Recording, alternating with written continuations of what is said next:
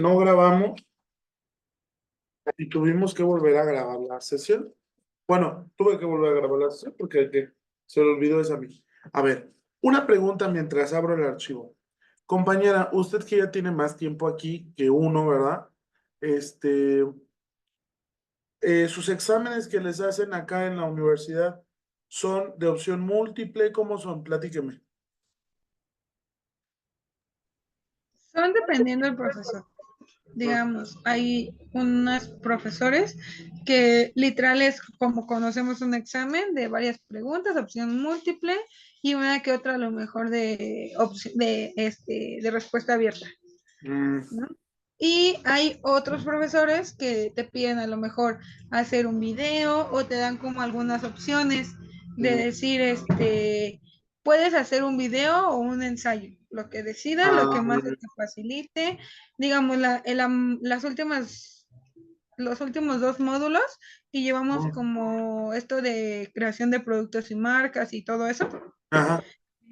pues también era como esta parte pues de crear la empresa. O sea, y lo íbamos haciendo como un proyecto y al final el examen era como ya presentar los resultados finales y toda esa parte. Entonces, pues como de todos nos han dado, pero sí algunos sí nos dan como opciones de decir, o es video, o es ensayo, o es esto o aquello.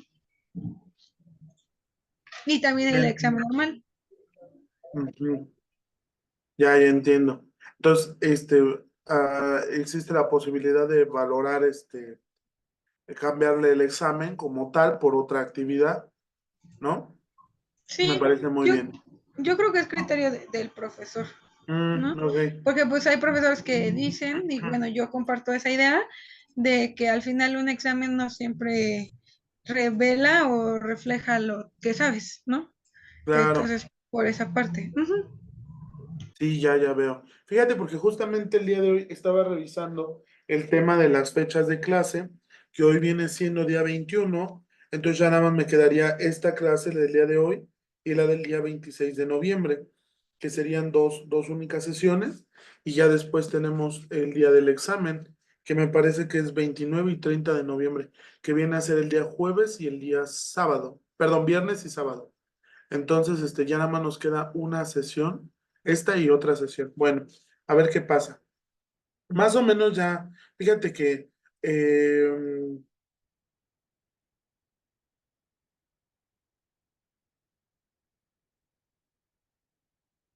perdón, dicen, al final de cuentas, hombres, solo podemos hacer una cosa a la vez. Este, decía yo que nos queda una clase del día 26 de noviembre.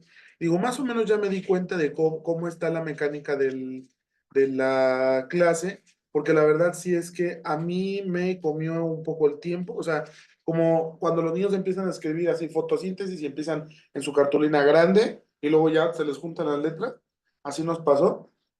Entonces, justamente, por ejemplo, de 4 unidades, únicamente habrá 3 actividades. O sea, la última actividad será un poco más sencilla, pero integra la unidad 4, la unidad 3 y la unidad 4.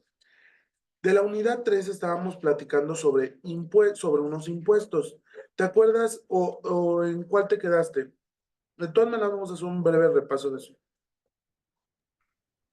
Pues sí los vi, si se refiere al Ajá. ISR, al IVA, al IEPS, Los y me de quedé, los locales, perdón. ajá. Y bueno, yo en la última grabación me quedé apenas iba a empezar, o estaba empezando a ver el impuesto sobre automóviles nuevos.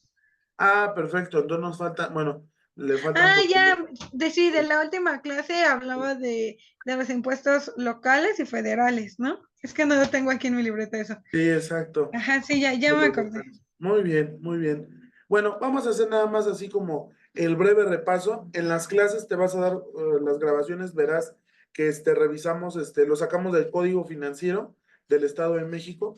Entonces ahí como que leímos, buscamos, etcétera, pero aquí pues ya lo tenemos concentrado. Estaba buscando el temario de la 4ª unidad, pero aquí todavía no está actualizado en el documento que tengo. Te lo voy a compartir para que lo podamos ver. Fíjate. Cada estado puede constituir sus propios impuestos. salvo las limitaciones que establece la Constitución, que ya vimos que son, por ejemplo, lo que son exportaciones e importaciones, está prohibido. Al tránsito de mercancías no se le puede poner un impuesto, por ejemplo, la mercancía, mucha mercancía viene a nosotros de Puerto Lázaro Cárdenas en Michoacán. Y entonces el tren lo trae hasta Querétaro o hasta el Toluca o a la Ciudad de México, ¿no? Eh, Cruza por varios estados y a lo mejor ya pagó la aduana y saliendo del estado de Michoacán, dice nuestro estado de Guanajuato, ¿no? Bueno, pues ya pagaste la aduana federal, pero para pasar el tren necesita pagar derecho de vía, ¿no? Y bueno, eso es inconstitucional, eso no existe, porque obviamente es una cuestión muy vital el tema de las importaciones y exportaciones. Y entonces, para darle certeza jurídica de México como unidad frente al extranjero, requerimos un solo impuesto, un impuesto homologado, que sea de fácil acceso, que sea entendible. No, imagínate a los importadores chinos, pensando en eh, imagínate a los muchachos, ¿no? A los chinos pensando, ¿y qué impuestos tengo que pagar? Porque pues yo lo voy a llevar a este puerto y luego de aquí cuánto, ¿no? Entonces, no, es simplemente ese impuesto, el impuesto federal, y ya está. En cuanto a las entidades, decíamos, casi todas las entidades van a grabar las mismas actividades y más o menos en la misma tasa y en la misma tarifa. Lo único que varía entre unos estados y otros es si existen algunos impuestos específicos. Eh, y más que sean específicos, como vamos a ver que hay uno, el impuesto cedular en el estado de Yucatán, en otros estados es más ampliamente regulado, está más ampliamente perseguido su evasión, porque es una fuente muy importante de ingresos para el estado. Por ejemplo, es el caso de el impuesto al servicio hotelero. Entonces, los estados que son muy turísticos van a tener una base de datos muy activa sobre ese asunto, van a perseguir la evasión, ¿verdad? Van a estar ahí al pie del cañón para cobrar el impuesto. También es cierto que en otros estados que reciben muchos turistas, nacionales sobre todo, con motivo de sus ferias o celebraciones muy grandes. Entonces, obviamente, los estados tienen la potestad de regular sobre ferias, sobre sorteos y también sobre premios, ¿no? Si alguien gana la lotería, pues sabemos que el ganar la lotería se va a grabar federalmente como impuesto sobre la renta, pero adicional, cada estado tiene su tasa y su tarifa para regular, para grabar si te ganan la lotería, ¿no?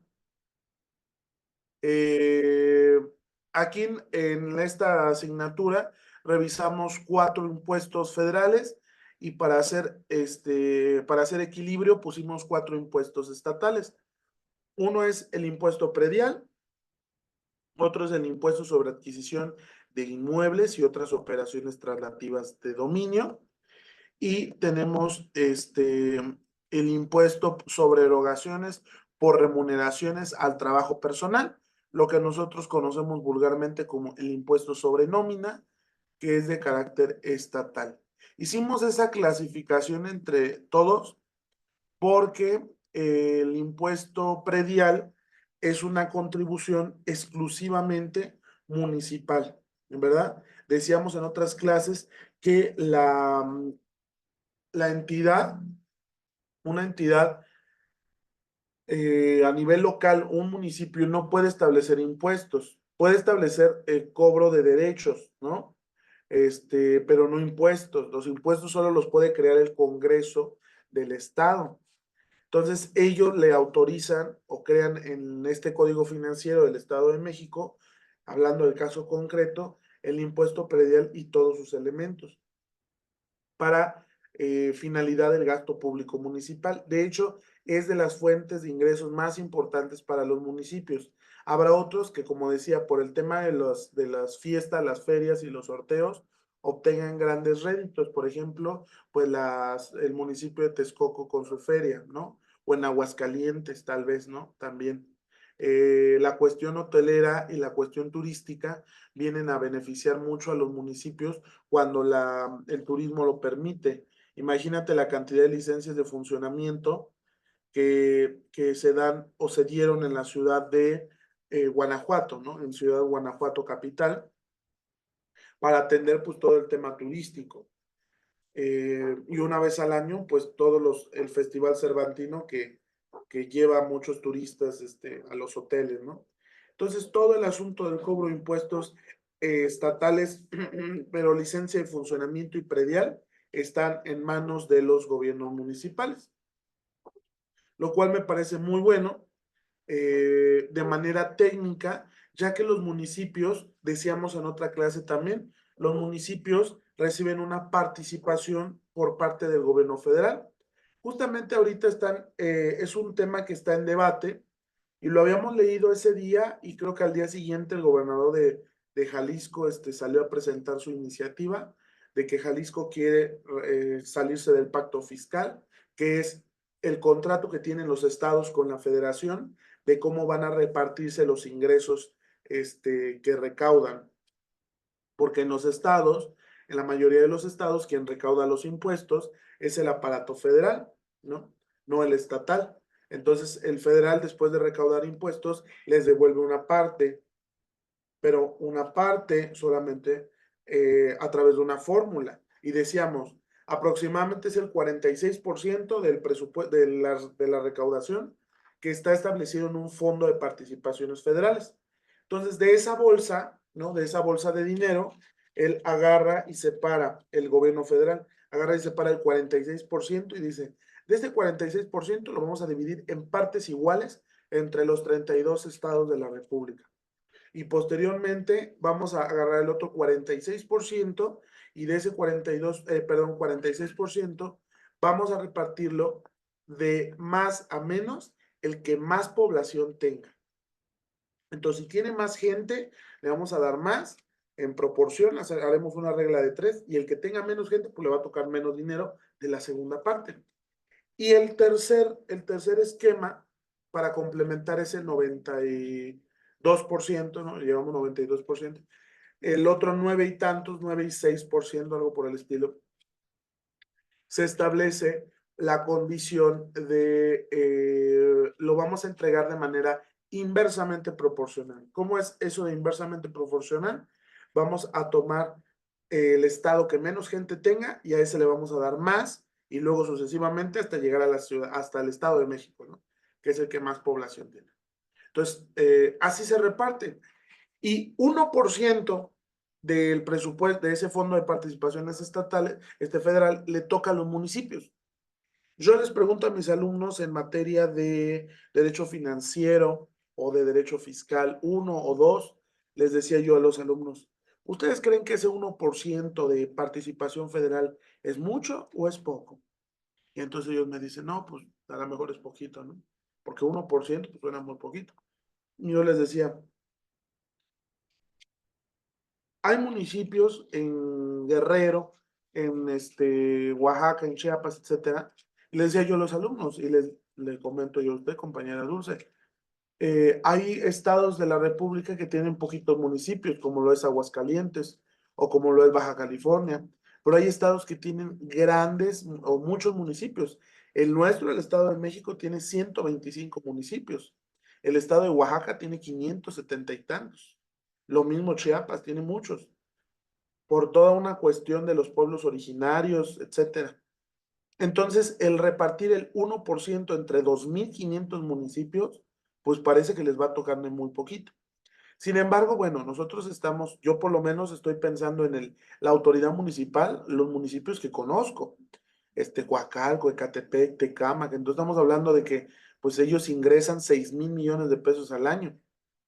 Pero el Fondo de Participaciones federales, al repartir el 1% a los municipios, los apoya en gran medida, porque hay municipios muy pequeñitos, estos estados en donde hay muchos, en donde de verdad, o sea, habitan 3 gatos, ¿no? En ese municipio.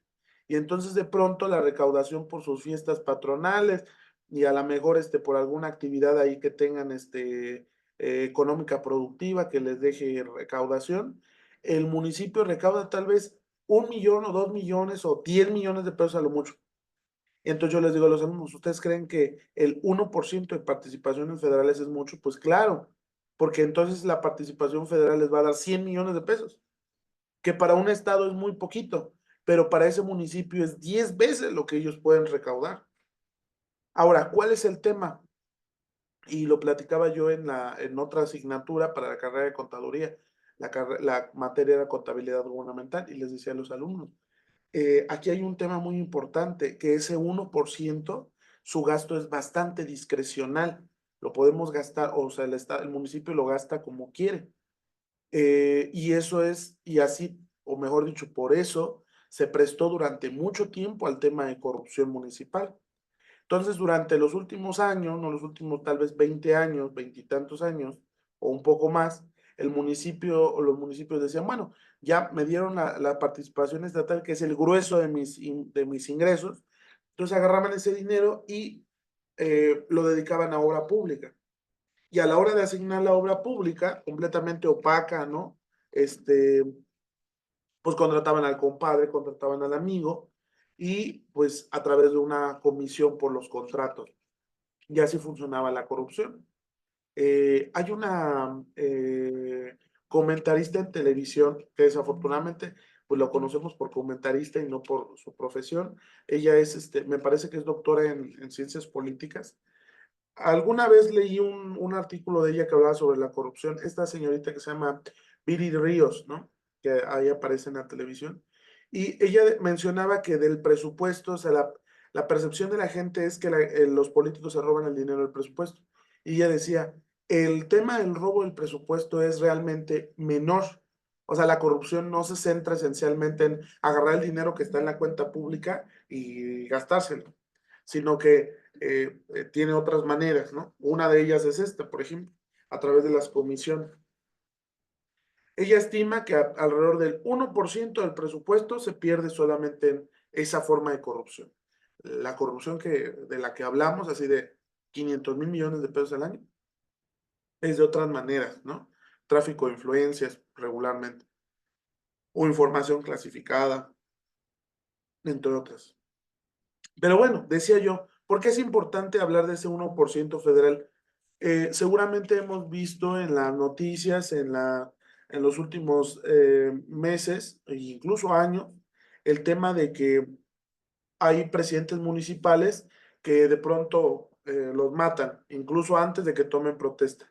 ¿Por qué sucede eso? Porque como ese 1% de participaciones federales se maneja de manera muy discrecional, eh, alguien se les ha adelantado y entonces el crimen organizado le dice al futuro alcalde, pues voy a necesitar que me entregues ese 1% del fondo de participaciones federales.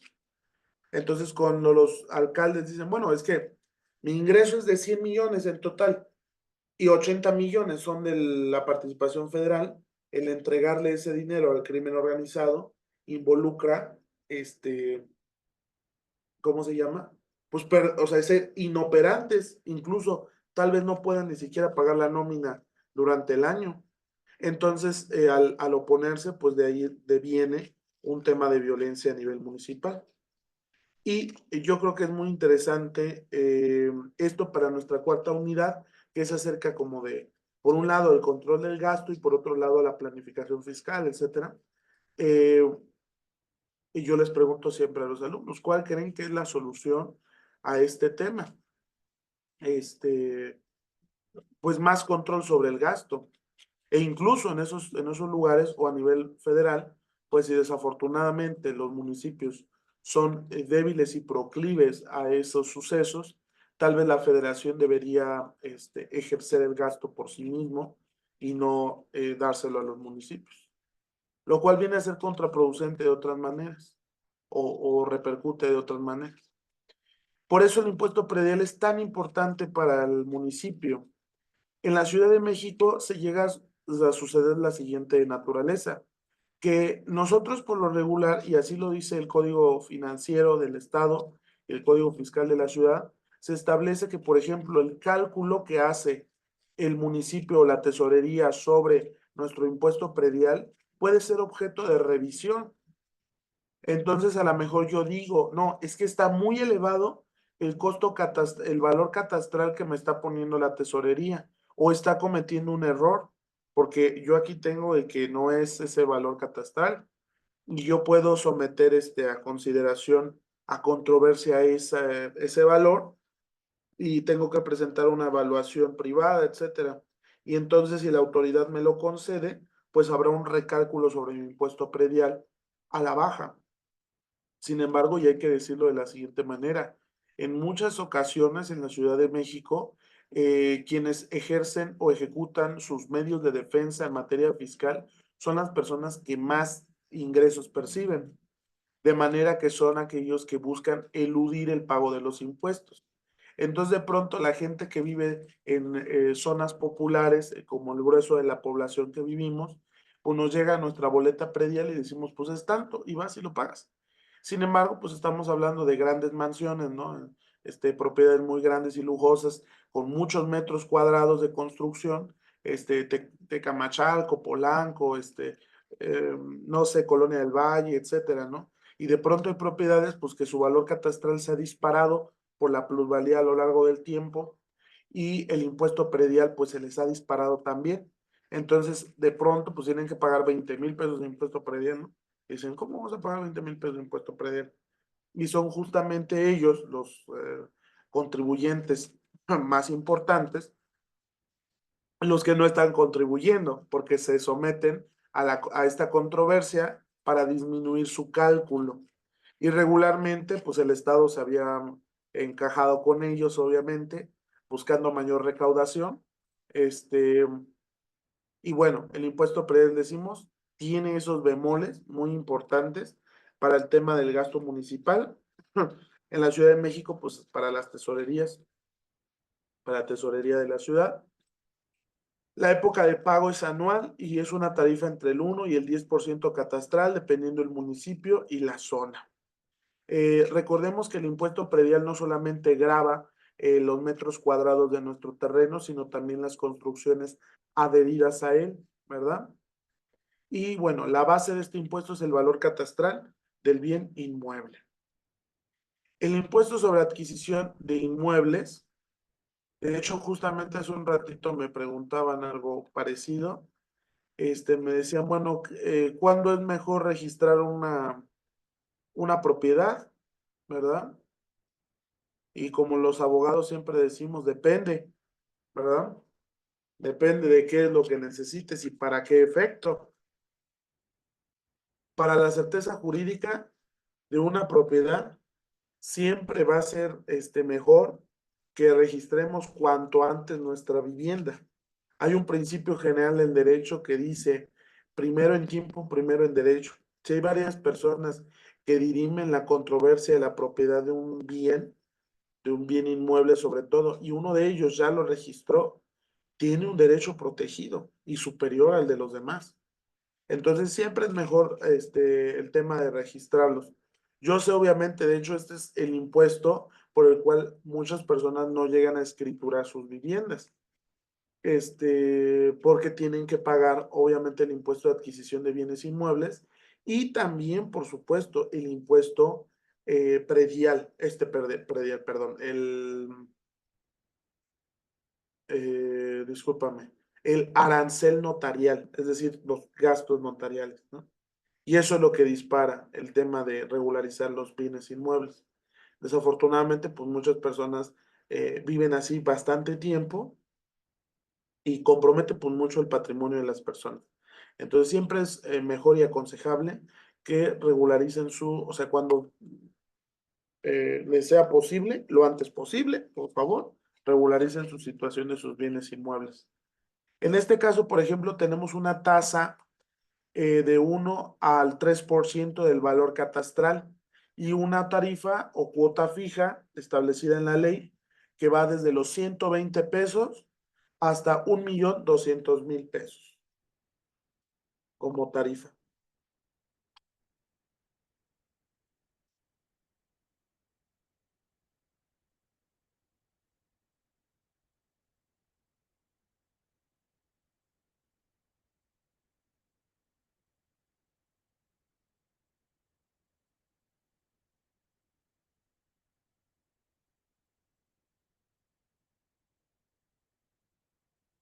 Ok.